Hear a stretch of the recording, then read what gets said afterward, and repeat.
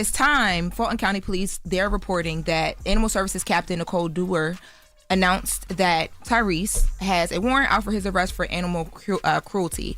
Now, what she told Atlanta media is that they received a phone call September 18th from a neighbor who let his dog out at night, only to find the dog on the ground minutes later from a clear-cut animal. Tyrese Gibson, the Fast and Furious megastar, once worth billions, is now standing in a Georgia courtroom, accused of animal cruelty after a neighborhood tragedy spiraled into his public undoing.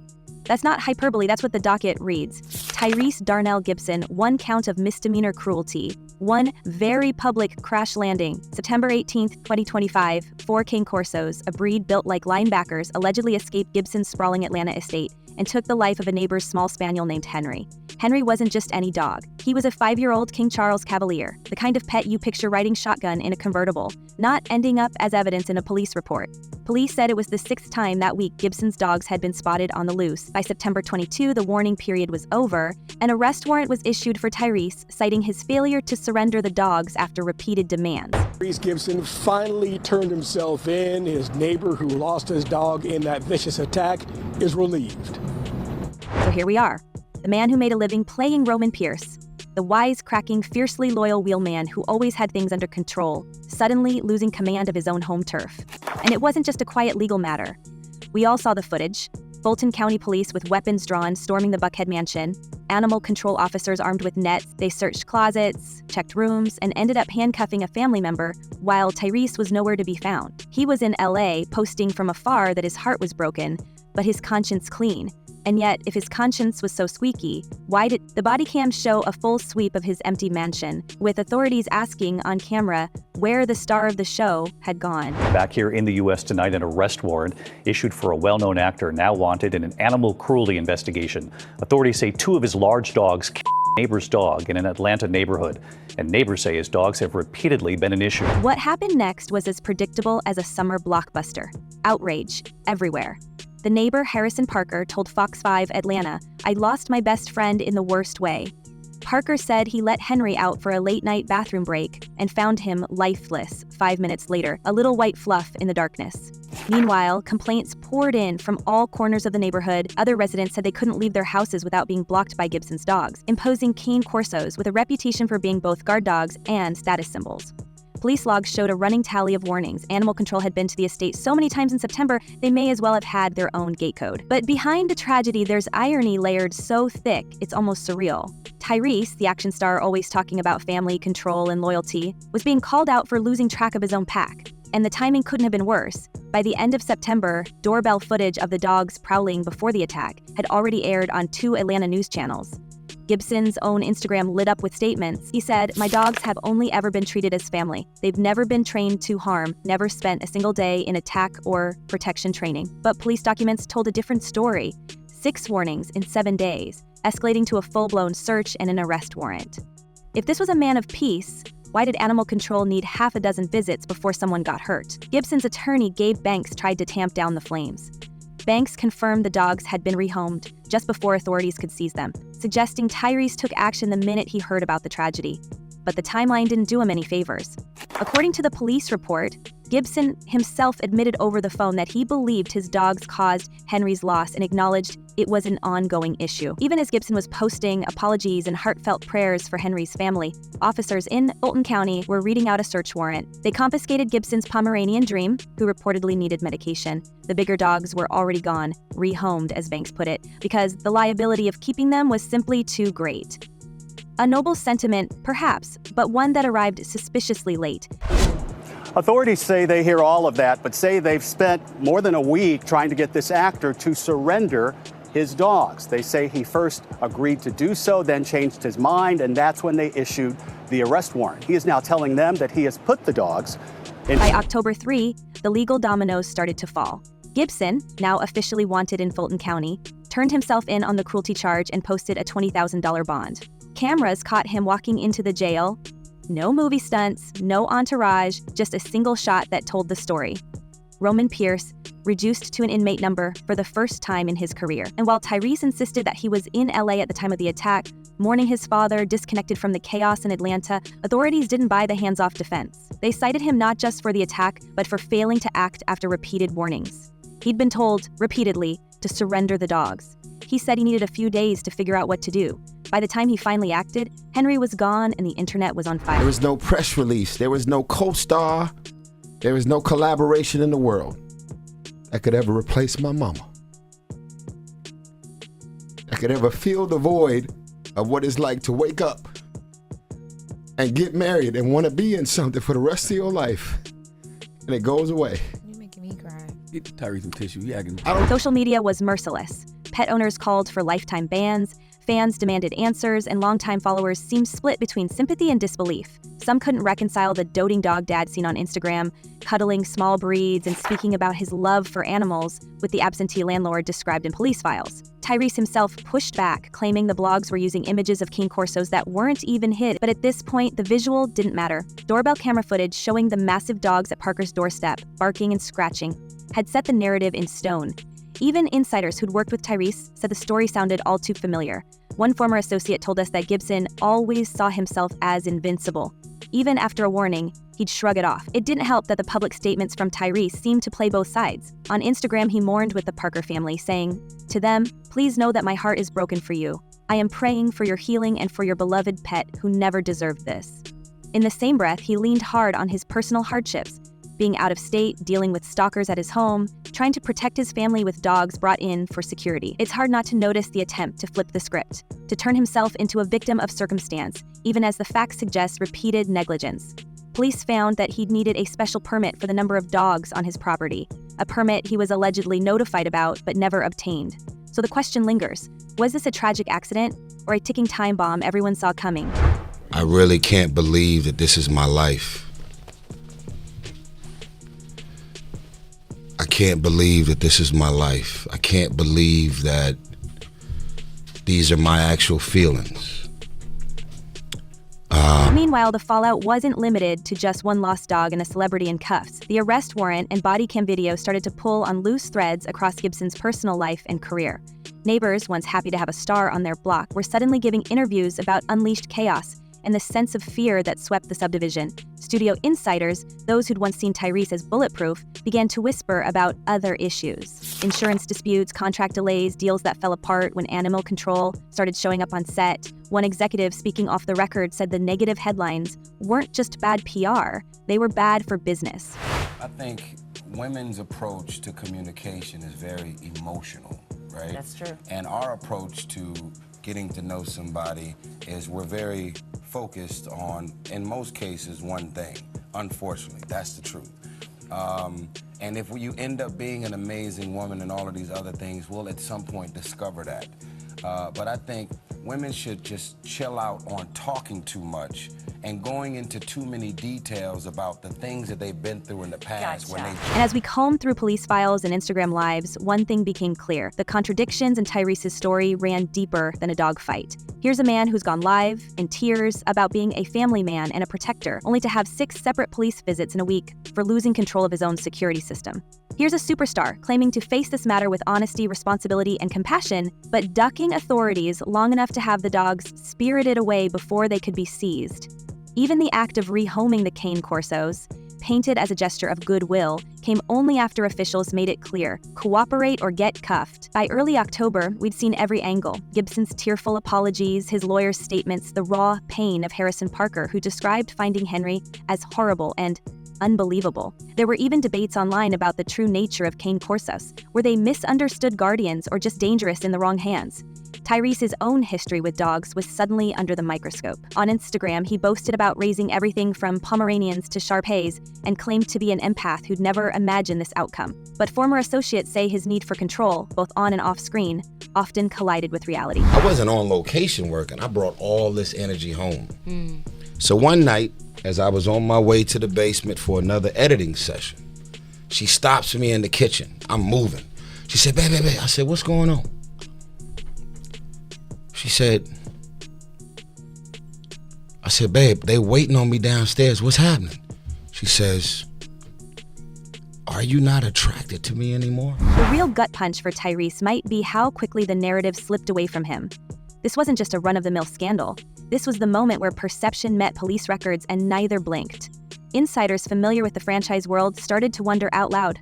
Was this the crack that finally shattered Gibson's armor? Was there more beneath the surface? Other incidents that studios had quietly settled, other conflicts with neighbors, unreported visits from animal control, insurance policies suddenly in flux? And through it all, Gibson tried to keep his grip on public sympathy, dropping posts about grief, about the liability of keeping the King Corsos, about his supposed devotion to family and community. But as the dust settled from his arrest, those close to the deal-making machinery in Hollywood started whispering that the real damage might not be legal, it might be financial, reputational, the kind of slow-motion implosion that takes years to reverse. Because the arrest was only the beginning. Because what insiders claim happened next, behind the scenes, in contracts, in studios, may explain why Tyrese Gibson's empire began to crumble long before those dogs ever broke loose.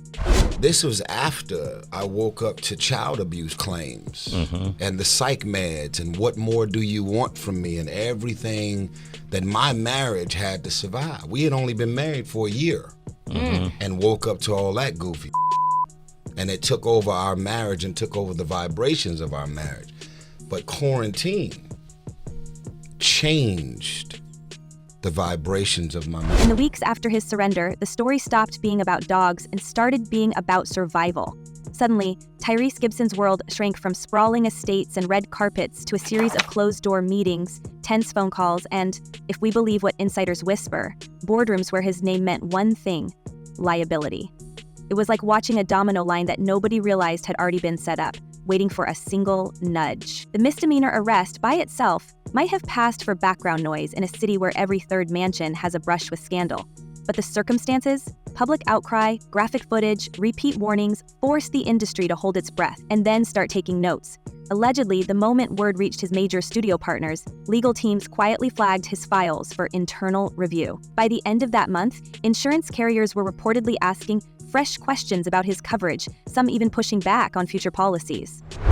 The confusing part about an alpha male is that we sound strong, we look strong, we appear to be strong. Most people would say he got money, he gonna be all right. Right. But see, money never stopped Anthony Bourdain from himself. Money never stopped Kate Spade from herself. She had way more money than us. Now, I've never, ever, ever in my life thought about myself. I love myself too. For a man once pulling in 8-figure paychecks per film, even one misdemeanor in the wrong context could mean millions lost. No one likes to admit it, but a criminal charge, especially one with graphic, emotional overtones, sends a ripple through every clause and contract, the kind of ripple that makes producers nervous about finishing a shoot, and accountants even more nervous about writing the next check. And as the headlines piled up, so did the questions. We heard, through industry sources who claim to have been in the room, that at least 2 productions hit pause on negotiations, waiting to see if the negative attention would stick. Nobody wanted to be the first to explain a delay to investors by saying the star is in trouble over an animal attack. It was as if the narrative had shifted overnight. Tyrese wasn't just an illegal mess, he was radioactive. Meanwhile, Tyrese was doing everything in his power to win back the public. If his lawyers were fighting the case in court, he was fighting for hearts and minds on Instagram Live. There he was, streaming from his LA hideaway, lavishing praise on his Atlanta neighbors, insisting he loves Atlanta and has always taken full responsibility.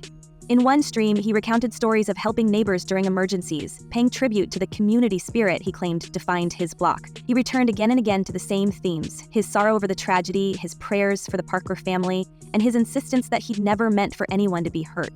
According to Tyrese, the dogs were never trained for aggression, only brought in after he'd allegedly dealt with stalkers on his property. He told followers, "I paid to be in this neighborhood, just like everybody else. They love me and I love them." He didn't stop there. "My dogs have only ever been treated as family," he insisted, before reminding everyone that the incident happened while he was out of town, still mourning his own father.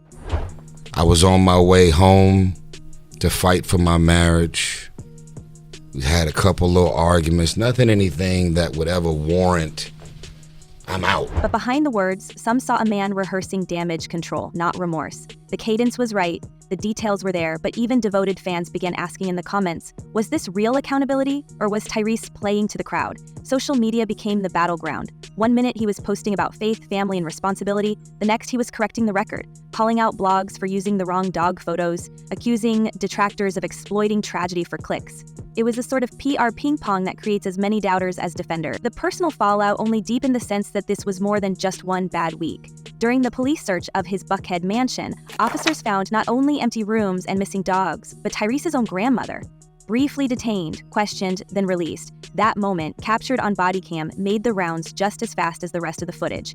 It was a strange image, a matriarch caught in the crossfire of her grandson's unraveling, one more innocent pulled into the blast zone of celebrity collapse. And in the swirl of viral clips and legal filings, the whispers only grew louder. Was Gibson's paranoia about stalkers a reasonable fear, or had it curdled into something more damaging, an inability to separate real threats from self-inflicted chaos? The tabloids had a field day, dusting off every past controversy and holding it up to the light. The custody battles, the social media meltdowns, the tearful pleas for sympathy during courtroom disputes with ex-wives, all came rushing back. Who could forget the infamous video where Tyrese, visibly distressed, sobbed over his daughter and begged for mercy from the courts? Or the string of bitter exchanges with former partners, accusations of unpaid support, forged signatures, and extortion, as he'd called it in his public statements. At one point, the legal paperwork between Tyrese and his ex-wives reportedly reached hundreds of pages. We saw headlines about child support disputes and stories from insiders who claimed the private Gibson was far more complicated than his smooth-talking, action hero persona suggested. He was a little lump of fur. He was just a little white fluff. In the dark, I almost didn't believe it. It was horrible. And while the dog attack and the arrest were shocking, what really caught the industry's attention was the bigger pattern, one that hinted this wasn't a freak incident, but the visible crack in a foundation already showing stress. The arrest didn't destroy Tyrese Gibson, it revealed what was already falling apart. Those were the words whispered by a former road manager who'd seen the cycle before, the frantic calls for loyalty, the public declarations of innocence, and then the slow fade from the A-list as the headlines kept coming. Some even wondered if Tyrese's public fights, with directors, with exes, with online critics, had finally worn out his welcome. One Hollywood publicist not involved in the current crisis told us that insurance underwriters now view repeat controversy as a red flag, not just a PR hassle. Meanwhile, on the financial side, the walls were closing in. Insiders familiar with Gibson's business deals noted that studios are notoriously risk-averse. When the headlines get too wild, those 8-figure checks start evaporating and the number of scripts sent your way drops to near zero. Some alleged he'd been living beyond his means for years, banking on future roles that now looked increasingly out of reach. We saw speculation in trade magazines, none confirmed of course, that luxury cars and property holdings were suddenly being reassessed, possibly even quietly sold off. For a man once worth billions, the notion of scaling down wasn't just a financial decision, it was a public spectacle. All this chaos made the rumors feel sharper. Was it true, as industry sources hinted, that at least one major studio revised its moral conduct clauses, directly referencing animal safety in contracts after the incident? Had former friends begun to quietly distance themselves, fearing the media dragnet? It's hard to say which rumors are spin and which are signals, but the silence from longtime allies was as telling as the noise from his critics. Tyrese did what he always does. He fought the narrative head-on. He went live, he posted lengthy captions about men's rights and injustice, he pushed back on every accusation. When comedian Spanky Hayes accused him of trading private favors for roles, Tyrese hit back with a full-throated denial, fur coat and all, calling it grade A nonsense. When fans dragged up his past, he doubled down, posting that he was done living in fear and dropping hints of a grand legal battle to clear his name. And yet the contradiction grew each time he tried to reclaim his story. It seemed to slip further out of his control. Cry. When divorces happen, women aren't the only one that are devastated. When a miscarriage happens, women are not the only one that you should be checking on. When you can't put food on the table because your career goes up and then it goes down, stop calling, skipping over the man, and just checking on the woman. By late October, the tension had infected every part of his life. Pet owners saw him as a menace, industry bosses saw him as a risk, former fans saw a man spiraling from king of the box office to scandal magnate. One neighbor, who asked not to be named, claimed the entire community was now divided. Some believed Tyrese was a scapegoat, others that he'd gotten off easy. Through it all, Henry's owner, Harrison Parker, became an unexpected symbol for those who saw the case as more than celebrity drama. A reminder that real people, not just headlines, paid the price. The irony, of course, is that for years, Tyrese built his brand on loyalty, family, and the sense that he could survive anything the world threw at him. Yet now, as the walls closed in, we could see the gap between the movie script and reality. Studios quietly replaced him in group text chains, production assistants started deleting old photos, there were even rumors, though we haven't confirmed them, that a few remaining endorsement deals had been frozen pending legal outcome. Through all the noise, what stood out most was the sense of unraveling.